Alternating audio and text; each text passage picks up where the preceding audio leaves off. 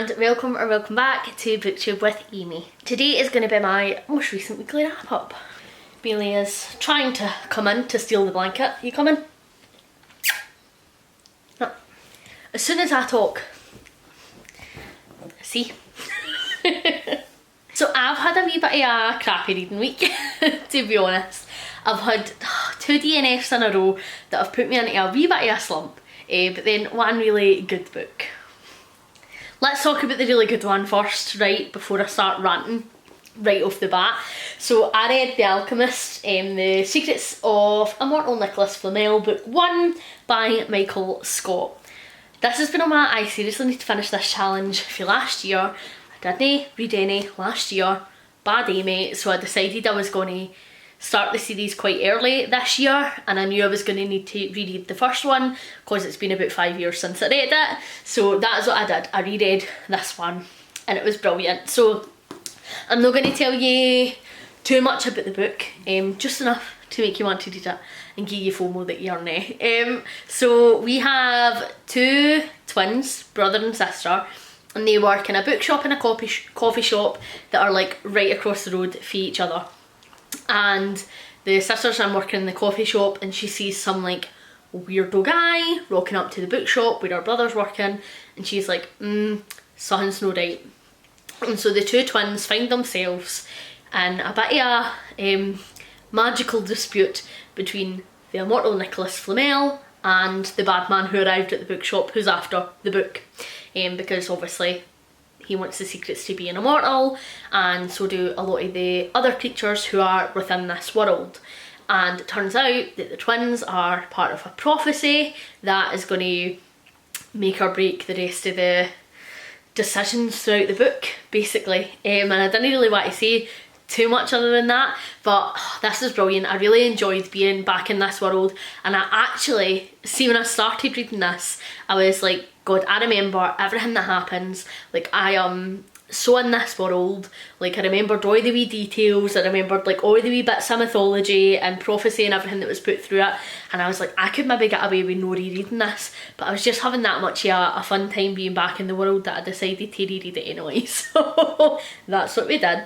It was a 5-star read for me. It was brilliant. Michael Scott is an Irish author, I believe, and so there is a lot of mythology in here, a lot of Irish folklore, and just general mythology as well. Like, there's stuff for like every wee culture that is in here, which is just really, really cool, and I thoroughly enjoyed it. It is a middle grade series, although to be honest it could be on the younger side of YA. Like, I don't think it is particularly young. You know, there is like serious danger and consequence and stuff that is in here, and I just had a great time. I would really recommend this for anybody who enjoyed Percy Jackson and books like that have a lot of mythology within them. I think that you'll probably get on well with this, and I'm hoping to continue the series next month. Look at him looking at me as I said that, like, are you hell finishing that series? So cheeky. So then on to my 2 DNFs. Get a wee sip first, you know. She's going to need her words. So the first book that I DNF'd was Unsealy by Evilise Houseman. Now, this was an arc that I received from Harper Teen, and I was so excited to get to it. The book sounds brilliant. It's about 2 sisters, and they've both sort of taken separate paths in their life, and then it's about something happens and they sort of need to work together, I believe, to solve whatever is happening. I didn't get far enough into the book to find out what it was. But our main character in here is autistic, and I think that it is like Own Voice's autistic rep in here. There's a big bit at the beginning of the book from the author where she talks about it, and you know, her experiences and what it is like to be perceived as somebody who is autistic and the judgment and stuff that comes along with that. And I think that the autistic rep in here would probably be done pretty well, but I didn't read far enough in to tell. This sounds like a cracking book, and I think that a lot of yous who really enjoy YA fantasy out there would probably enjoy this. My issue with this book was the writing. and it's total personal preference. I am not a fan of descriptive lyrical writing. We all know that, and that was how this book was written. I read up to chapter 3, so I read 30 pages of it, and I was just like, nope. I really couldn't get into it, and I knew it was going to put me into a slump if I continued to read it, so I decided to DNF. You know, I really struggle to connect with characters in a book where it is written like that, and you know, it is just so flowery, and I appreciate that some people really love that, and sometimes that can be like somebody's favourite thing about a book, and I totally get it, because it's lovely, it's beautiful, but it's just no my cup of tea. Like, there was a scene in particular where I was just like, come on, like they're literally just walking along the streets, and instead of just saying like, oh, the streets were really busy, like not just with people but with like noise, colour, smells, like, because it's a busy marketplace, and then that's going to get that to me, and I understand that. It's like, oh, the place was bustling, and you know, there's silks of chartreuse and fucking, and it's like, come on, like I don't need every single colour, every single material described to me as you're walking past this clay shop. Like, I really done it. And then like they're talking about the smells, and instead of it just being like, oh, an amalgamation of like everything the food vendors are selling or whatever, it's like, and I can smell this and that and spun sugar and and this and that, and it's like, right, like cool, I get it. Like, you could have also just condensed this into saying the marketplace was so busy it was an assault on all the senses, like, and I would have still got the same visual. There just isn't a need for it. Like, why write 150 words when you can write 5? Like, says me, literally no one author, can't string a sentence together. But I just really didn't enjoy it, and I knew that if I was to continue reading the book, I would have fucking hated it. So I decided to spare myself. But I think that if you really enjoy that style of writing, you don't mind something being a bit lyrical and a bit descriptive, then it's probably going to be up your street. And I believe that the reviews for this are pretty good, and you know, I think that there are a lot of people who are really pleased and really buzzing to see an autistic main character in a fantasy novel, because I personally can't really think of many books where that has happened, especially knowing the fantasy genre. I can think of a couple of like literary fiction books where there's been an autistic main character, but no in a fantasy. So I am very pleased for that rep, and I would still recommend you to check it out if, you know, autistic rep is something that you're interested in, or if you like a book where it is really descriptive lyrical writing. The next book I DNF'd was House of Sky and Breath, Crescent City 2 by Sarah J Maas. So this again was on my, I seriously need to finish this challenge for last year, and I just left it too late in the year that I didn't feel like tackling a book that was that chunky to continue a series. So this year I was like, right, we're going to crank it out, and definitely the first half of the year, to see how we find it, and you know, get that ticked off as another series that you've continued.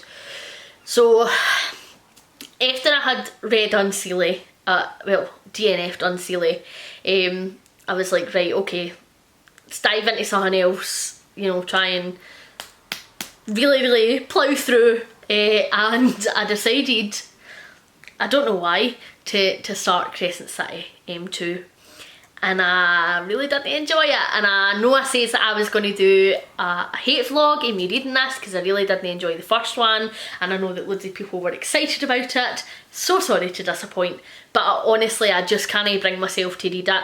I was just getting really frustrated, to be honest. This is my frustration, is I really like Sarah J Maas's writing. I really like her characters, I really like the worlds she builds. What I don't like is her constant focus on sex. And so the beginning of this book, I was like, oh my god, I'm gonna love this, cause like we didn't have a sex scene for a wee bit. You know, the entire prologue was really good. I was really getting into the other characters' backstories. You know, then we cut to sort of the present day, and you know, fine, cool, having a nice time, getting reacquainted with like Bryce and everybody again. This is grand, catching up on anything, you know, that we've missed for the end of the last book, where we are now. Cool, really enjoyed that, and I was like, oh my god, like, I'm gonna like this, I think. And totally lulled myself into a false sense of security. I naively thought that because a lot of the crux of the last book was just getting Bryce and Hunt like together and like all the pining, because they banged at the end of the last book, that maybe like it wasn't going to be as much of a focus in this book. I was wrong. And you know, apparently they decided that everything for the last book went quite quick, and so they were going to like hold off on having sex a wee bit. And so like the pining was back, and I just can't cope at all. Like there's literally this is at the bit that I decided to DNF, right? So we had quite a few like sexy scenes, and then they're having a conversation at one point, and like they're talking about something, and she mentions hands or something, and he's like, oh, I wonder how often she's using her hands, you know, I'm wondering how often she's reaching into her bedside drawer and using her toys as often as I'm wanking in the shower. And I'm like, is there a need though for this? Like, I don't really feel like it's good character development, and I don't feel like it's written particularly well, so like I'm no enjoying it. I just didn't like it. Although I need to give Sarah J Maas credit here, because she uses the word clit in this book. So I was very pleased, because Sarah J Maas is one of the ones who sometimes, you know, is euphemism or not, as opposed to using actual real adult words. So I was pleased that she had made that progression, but I wasn't pleased enough that it was going to prompt me to read the rest of the book. And I got the audiobook for this as well, because it's a chunky boy, so I thought I'll fire it on, I can be listening to it while I'm like doing bits and bobs and stuff. But like at the point I was like, oh my god, like the sex chat is really fucking annoying me already, and it's like pulling me out of the world. I'm getting a bit frustrated at the characters. At that point I still had like 8.5 hours left of the audiobook, and that was me listening to it on triple speed. So I was like, oh, I cannot, like I just can't, because if I force myself, I'm just going to get very angry, and I'm going to get slumpy, and I am the doing it. So that is a series that I am DNFing, and it's off my list for my, I seriously need to finish this challenge. No doing it, no put myself through it, can't go it. And as much as it would have been fun to watch me suffer, I suffered enough. So it's about it. So I didn't mention stats in my wrap up, because I totally forgot it was the end of the month. So editing Amy here, adding in the stats. So for January I read 7 books that were by female authors, 2 books that were by male authors, so pretty comfortable with my gender split. Always want to be reading at least 3/4 female authors to 1/4 male authors. My ethnicity, I am pleased with this month. So 8 books that I have read have been by white authors. Only one of the books I've read so far this month has been by a Scottish author. I am only aiming for 12 Scottish authors, so like if I do one a month, I'm on track to hit that. But there is no BAME authors in there at all, which is pretty poor, so I'm going to make more of an effort with that going forward. My queer and non-queer split has taken a battering this month as well. So 8 of the books that I read were non-queer. That makes up 89% of my reading, and 1 book that I read this month was queer, which makes up only 11% of my reading. I want that to be like reversed and to be the other way around. I always want to be reading more queer authors than non-queer authors, so something else I need to work on going forward. So then if we go into books, so I read 2 contemporaries this month, I read 2 cosy mysteries, I read a graphic novel, a literary fiction, a middle grade, a paranormal romance, and a YA fantasy. 6 of the books that I read this month were part of a series, and 3 of the books that I read were standalones. I'm really happy with that, because I'm doing I seriously need to finish this challenge, so I always want to be reading more series than I am standalones. So if we get into ratings then, let's see where I was rating the books. So I rated the cosy mysteries, I read 5 stars. I rated the graphic novels, I read 5 stars. Literary fiction, 5 stars. And middle grade, 5 stars. Paranormal romance, 4 stars. YA fantasy, 3 stars. And then contemporary, 2.5. I'm surprised again that YA fantasy is as low as it is. I think that recently I've discovered I tend to rate that a bit lower. And it's no surprise that contemporary is the lowest rated because I never really pick them up.